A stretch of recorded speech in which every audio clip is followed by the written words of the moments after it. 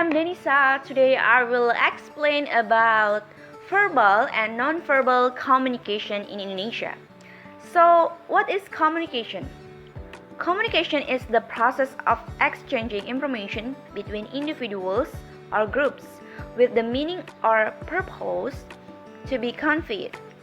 The message or information conveyed can be in the form of verbal communication or non-verbal communication. Here, there are four non-verbal communication who can you doing in Indonesia but you cannot in other country. So the first, thumbs up. If in Indonesia, raising your thumb is considered something good, it's different when you are in Russia. If you give a thumbs up, it's the same as if you raise your middle finger, which means it's bad. Not only Russia, but Latin America, Iran, Afghanistan, and the Middle East also adhere to this principle. Next, frequently blinking. If you are on vacation to India, don't blink too often because for the people there, blinking has a sexual meaning.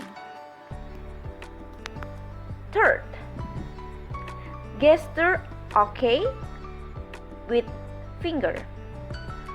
While in Europe, never use this gesture because it will be considered that you are mocking people who are ignorant, stupid, and others. Not only in Europe, in Brazil and Germany, this gesture is also interpreted badly, namely licking one's kind. And the last is peace. Peace gestures are gestures where you raise your index and middle fingers and usually mean peace. Usually, Asian people often use this style when they are taking pictures. But you have to be careful if you do it in Europe, such as the UK, Ireland, New Zealand, and Italy, because this gesture has a negative meaning in sex.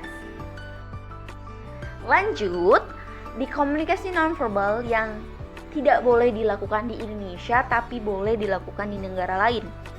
Fake sign. Di Amerika, gerakan menyelipkan ibu jari ke sela-sela jari telunjuk dan jari tengah diartikan sebagai lambang permainan I've got your nose. Makna ini berbeda di Indonesia yang berarti gerakan cabul. Berbeda lagi dengan di Brazil, gerakan ini diartikan sebagai tanda mengusir mata jahat dan kecemburuan. Lalu ada skinship.